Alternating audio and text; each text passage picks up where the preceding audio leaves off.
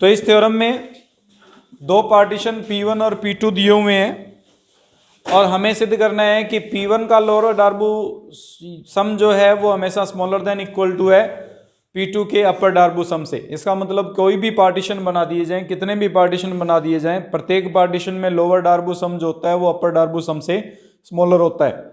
ये हम प्रूफ करेंगे। इसको प्रूफ करने के लिए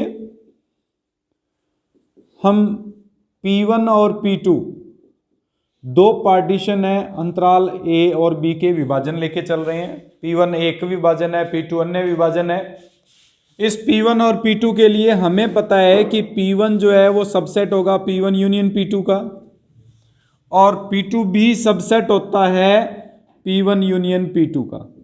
अर्थात P1 और P2 का यूनियन करने पर वो P1 और P2 दोनों ही उसके सबसेट बनते हैं। यूनियन का मतलब दोनों का कॉम्बिनेशन होता है। P1 उसके अंदर सारे एलिमेंट्स आएंगे, इसलिए P1 सबसेट होगा, P2 भी उसका सबसेट बनेगा। ये P1 और P2 दोनों सबसेट्स की कंडीशन को डिफाइन करेंगे। और हमने कल पार्ट किया था जिसमें हमने ये लिखा था कि अगर P1 सबसेट है P1 यूनियन P2 का तो ये रिफाइनमेंट को व्यक्त कर रहा है। P1 का रिफाइनमेंट क्या है? P1 union P2। और P2 का रिफाइनमेंट क्या हुआ? P1 union P2। कल हमने थ्योरम की थी, वो थ्योरम कुछ इस प्रकार से थी कि एल एफ ऑफ P1 का जो मान होगा वो हमेशा स्मॉलर देन और इक्वल टू होगा L F P1 union P2 से। ये स्मॉलर देन इक्वल टू होगा हमारे पास U F P1 union P2 से और ये स्मॉलर देन इक्वल टू होगा हमारे पास एल यू एफ P1 से। ये हमने कल टॉपिक में किया था कि अगर P1 रिफाइनमेंट है, P1 यूनियन P2 रिफाइनमेंट है तो उस स्थिति में एल एफ P1 जो है वो स्मॉलर देन इक्वल टू होगा L F P1 union P2 से।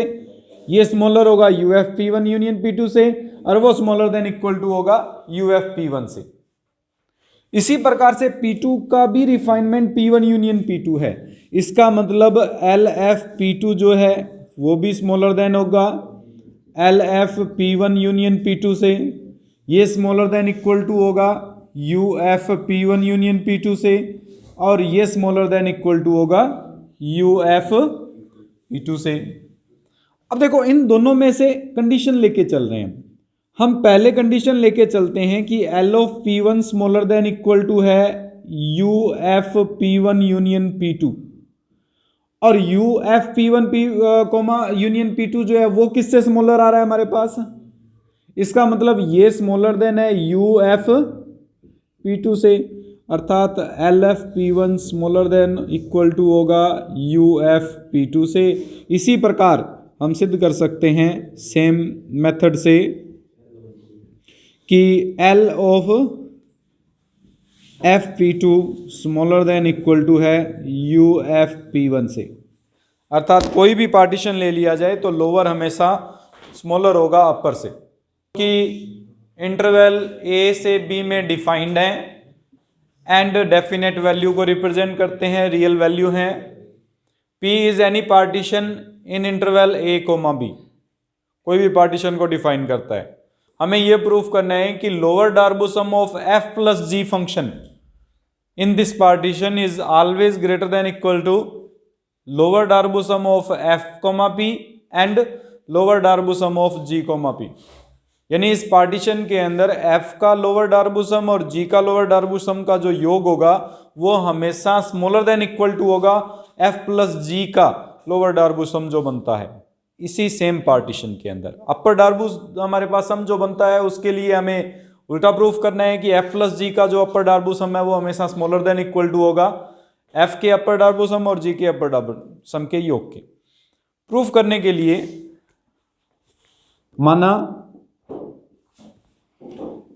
f का निम्नक, पहला पार्ट प्रूफ कर रहे हैं हम, यानी इन्फिमम वैल्यू जो है हमारे पास एम डैश है या एम आर डैश है तथा जी का निम्नक एम आर डबल डैश है, वह एफ प्लस जी का निम्नक एम आर है। हम इसमें पार्टीशन में किसी भी एक पार्टीशन के इंटरवल के लिए निम्नक को डिफाइन कर रहे हैं। अब सबसे पहले f का निम्नक एम आर डैश है, इसका मतलब f ऑफ x की जो वैल्यू आएगी वो हमेशा ग्रेटर देन और स्मॉलर देन और ग्रेटर देन और इक्वल टू रहेगी किससे, एम आर डैश से। एम आर डैश से ग्रेटर वैल्यू ही रिप्रेजेंट करेगा, क्योंकि निम्नक है, निम्नक का मतलब सबसे छोटी वैल्यू, उससे छोटी वैल्यू कोई हो नहीं सकती। अगर उससे छोटी वैल्यू नहीं होगी तो उससे बड़ी वैल्यूज ही आएंगी सारी फंक्शन में। सिमिलरली जी ऑफ एक्स का जो निम्नक है वो एम आर डबल डैश है। अगर एम आर डबल डैश है तो इसका मतलब जी ऑफ एक्स की जो वैल्यू होगी वो एम आर डबल डैश से भी ग्रेटर देन इक्वल टू आएगी। अगर दोनों का योग कर दें F X plus G X, ये ग्रेटर देन इक्वल टू बनेगा M R dash plus M R double dash से। इसको अगर हम कंबाइंड कर दें तो F plus G of X लिखा जा सकता है, ये ग्रेटर देन होगा M R dash plus M R double dash से। अब हमें पता है कि एफ प्लस जी का निम्नक जो था वो एम आर है। निम्नक का मतलब इससे छोटी वैल्यू कोई नहीं, इससे बड़ी वैल्यू कोई नहीं हो सकती। लेकिन यहां कह रहे हैं एफ प्लस जी की बड़ी वैल्यू एम आर डैश और एम आर डबल डैश है। वो निम्नक तभी बन सकता है जब ये वैल्यू एम आर जो है वो इन दोनों से बड़ी हो, इन दोनों के योग से बड़ी हो। अर्थात हमारे पास जो एम आर होगा वो ग्रेटर देन इक्वल टू होगा किससे, M R dash plus M R double dash से। दोनों तरफ डेल्टा आर का गुणा मल्टीप्लीकेशन कर देते हैं तो ये बन जाएगा M R delta R greater than equal to M R dash delta R plus M R dash delta R. योग कर दें सिग्मा का यूज, ये जो sigma M R delta R है, क्योंकि एम आर जो है वो निम्नक है और delta R length of partition है, लेंथ ऑफ पार्टीशन है, तो उस केस में ये जो पार्ट बनेगा वो एल एफ प्लस जी के लिए इस पार्टीशन में एफ प्लस जी का लोअर डार्बू सम बनेगा, जबकि ये जो दोनों पार्ट हैं वो एक तो एफ के लिए लोअर डार्बू सम है और एक जी के लिए लोअर डार्बू सम है, जो हमें प्रूफ करना था। कुछ इसी प्रकार से सेकंड पार्ट प्रूफ करेंगे। सेकंड पार्ट में हम मान के चलेंगे, माना एफ का उच्चक इन सुप्रीमम वैल्यू जो है हमारे पास वो हमारे पास है कैपिटल एम आर डैश, और जी का उच्चक हम मान के चलते हैं M R double dash. F plus G का उच्चक ये हम मान के चलते हैं कैपिटल एम आर। हमने ये पढ़ा हुआ है कि उच्चक सबसे बड़ी वैल्यू होती है, उससे बड़ी वैल्यू उस फंक्शन की नहीं हो सकती। अगर f का उच्चक एम आर डैश है तो इसका मतलब F X smaller than equal to होगा किससे, एम आर डैश से, और जी एक्स की वैल्यू जो आएगी वो स्मॉलर देन इक्वल टू होगी हमारे पास एम आर डबल डैश से, और जबकि f प्लस जी की वैल्यू जो आएगी वो स्मॉलर देन इक्वल टू होगी हमेशा किससे, कैपिटल एम आर से। हम सबसे पहले इन दोनों का योग कर लेते हैं, F X plus G X smaller than equal to capital M R dash plus capital M R double dash. इसको हम लिख सकते हैं F plus G of X smaller than equal to M R dash plus M R double dash. ये जो value है, क्योंकि इसका उच्चक हम कैपिटल एम आर लेके चल रहे हैं, अगर उच्चक कैपिटल एम आर है इसका मतलब उससे ग्रेटर वैल्यू हो नहीं सकती, लेकिन हम कह रहे हैं कि इससे बड़ी वैल्यू ये प्राप्त हो रही है, जो पॉसिबल नहीं है। अगर ये पॉसिबल नहीं है तो ये तभी संभव हो सकता है जब इसका उच्चक भी इससे छोटा हो। इसका उच्चक अगर छोटा होगा तो हमारे पास capital M R is smaller than equal to M R dash plus M R double dash होगा, वही डेल्टा आर से मल्टीप्लाई। अगर डेल्टा आर से मल्टीप्लाई करेंगे तो ये बन जाएगा capital M R delta R smaller than equal to M R dash delta R plus M R double dash delta R. Sigma use कर लें, ये जो है वो हमारे पास upper Darboux some of F plus G of partition P smaller than equal to U F of P plus U G of P को represent करेगा, जो हमें प्रूफ करना था, सेकंड पार्ट था।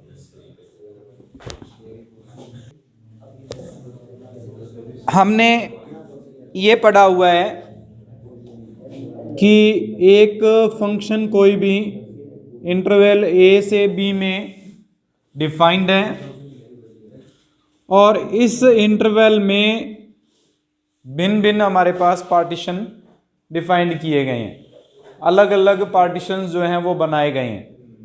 अलग अलग पार्टीशन का मतलब P1, P2, P3 इस प्रकार से अनेक हमारे पास इसमें विभाजन किए जा सकते हैं। उन अनेक विभाजनों में से प्रत्येक विभाजन का लोअर डार्बू सम जो है वो हम ज्ञात कर सकते हैं और प्रत्येक लोअर डार्बू सम जो हमने निकाला LFP का मान, वो सबसे बड़ा मान जो होगा उन LFP का, उसे हम निम्न रीमान समाकल कहते हैं।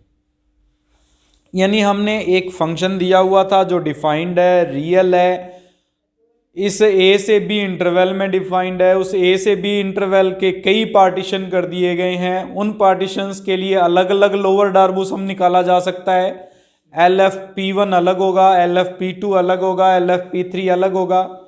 उन पार्टीशन में जो लोअर डार्बू सम निकाला है उस लोअर डार्बू सम का सबसे बड़ा मान, यानी जितने पार्टीशन किए हमने एक के मान लो P1 पार्टीशन कर दिया एक, तो जिसके कारण लोअर डार्बू सम FP1 बन गया, और दूसरा पार्टीशन P2 कर दिया LFP2 बन गया, तीसरा पार्टीशन P3 कर दिया LFP3 बन गया।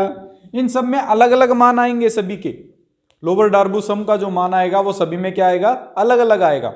इन सभी अलग अलग मानों में सबसे बड़ा जो मान होगा उसे हम निम्न रीमान समाकल कहते हैं।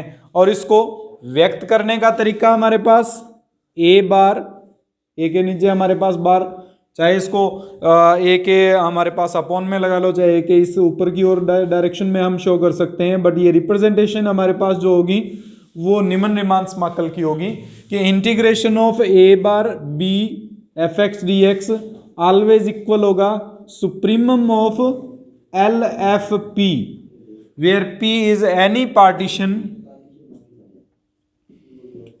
Of interval A to B। अब पार्टीशन की बात करें तो पार्टीशन का मतलब है, जैसे 1 से 10 में एक छोटा सा एग्जांपल बार बार ले रहा हूं, इसके पार्टीशन क्या हो सकते हैं। एक तो पार्टीशन ये हो सकता है 1, 5, 10। 1, 5, 10 का मतलब है 1 से 5 अंतराल आ गया और 5 से 10 अंतराल आ गया, ये एक पार्टीशन हो गया इसका। दूसरा पार्टीशन इस प्रकार से भी लिखा जा सकता है इसको 1, 2, 7, 10। इसका मतलब एक इंटरवल 1 से 2 बन गया, फिर 2 से 7 आ गया और फिर 7 से 10 बन गया। इस प्रकार से कितने भी पार्टीशन किए जा सकते हैं। हम अंतराल विभाजित कर रहे हैं, उप अंतरालों में बांट रहे हैं, वो उप अंतराल कितने भी डिफाइंड किए जा सकते हैं। इसके लिए लोअर डार्बू सम कुछ अलग आएगा, इसके लिए लोअर डार्बू सम कुछ अलग आएगा, फंक्शन डिफाइंड किया होगा उसके अकॉर्डिंग। अलग अलग जो हमारे पास पार्टीशन है उनके लिए अलग अलग लोअर डार्बू सम आएगा। अब वो लोअर डार्बू सम जो भी निकाल रहे हैं प्रत्येक पार्टीशन में, उन सब में सबसे बड़ी जो वैल्यू होगी उसे हम निम्न रीमान समाकल कहते हैं या लोअर रीमान इंटीग्रल कहते हैं। कुछ इसी प्रकार से इसका जो सेकंड डेफिनेशन है वो हम लेके चलेंगे, ऊपरी रीमान समाकल।